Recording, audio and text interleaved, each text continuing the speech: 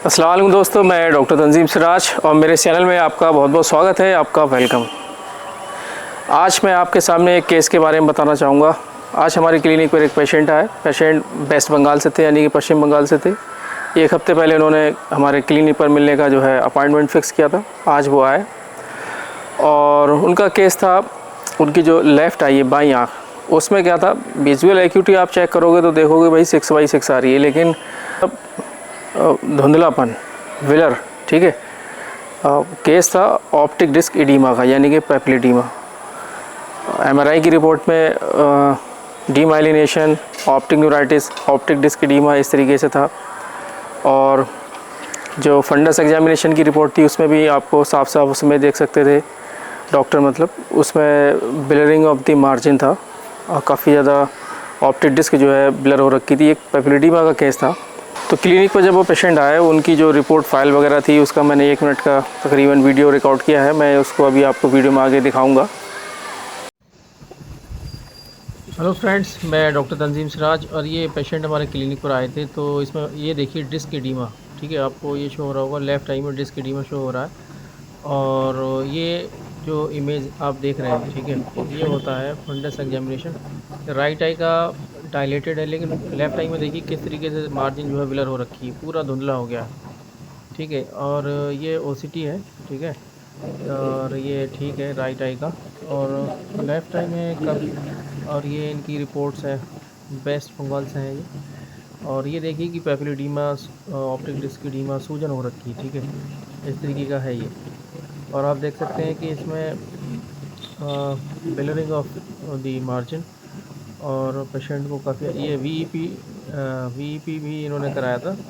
तो लेफ़्ट आई में देख सकते हैं आप, जो वीईपी है, जो एबनॉर्मल है, वहाँ पर ये शो हो रहा है कि इनकी जो लेफ़्ट ऑप्टिक नर्व है उसके अंदर डिसफंक्शन है, मतलब पूरी तरीके से। तो दोस्तों, मैं आपको ये बताना चाहता हूँ कि ये जो पेपिलोइडिमा या ऑप्टिक डिस्क एडीमा के केसेस होते हैं, इसमें कई सारे कारण होते हैं, लेकिन ये जो हमारा केस था, ठीक है, ये जो हमारा केस था वो, ये हमारे पेशेंट जो है, इसमें इनका कॉज जो बन रहा था वो ये था कि पेशेंट को काफ़ी लंबे समय से ब्लड प्रेशर यानी कि हाई बीपी की शिकायत है, और काफ़ी लंबे समय से इनका जो है बीपी बढ़ा हुआ रहता है, जिसका इनका ट्रीटमेंट भी चलता है।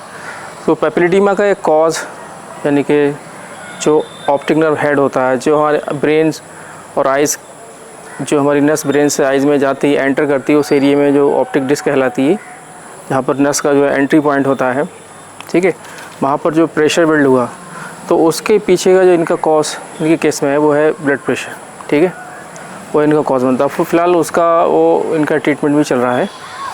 मैं आप लोगों को थोड़ा इसके और भी कॉजेज़ के बारे में बताना चाहता हूँ कि इस तरह की कंडीशन और किन किन केसेस में होती है, या फिर ये जो हमारा ऑप्टिक डिस्क एडीमा है या पेपिलोइडिमा है, इसके कौन कौन से और कारण बन सकते हैं। एक तो होता है आपका IAH, जिसे हम बोलते हैं इडियोपैथिक इंट्राक्रैनियल हाइपरटेंशन।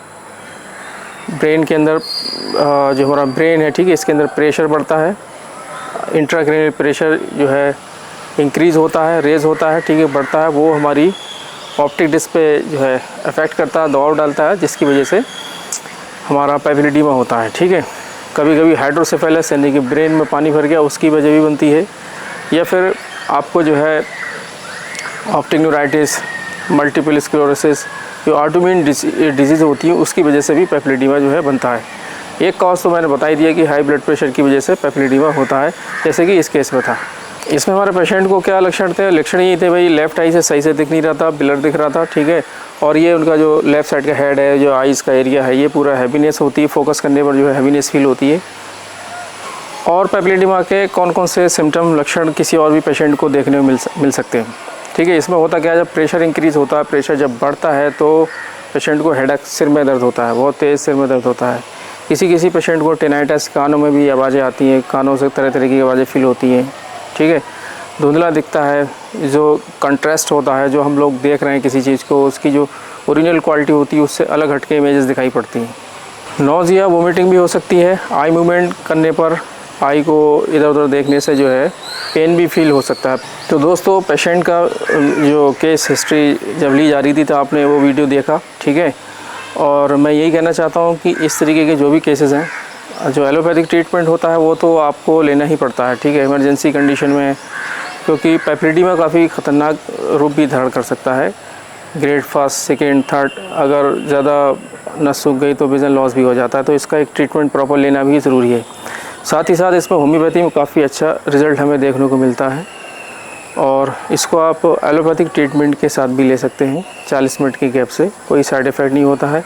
क्योंकि जो हमारी होम्योपैथिक मेडिसिन होती हैं ये नर्व एंडिंग के थ्रू काम करती हैं और आपका जो एलोपैथिक मोड ऑफ ट्रीटमेंट होता है, जिसे हम अंग्रेजी बोलते हैं, अंग्रेजी मेडिसिन, ये जो है ब्लड स्ट्रीम में जाकर के काम करती है।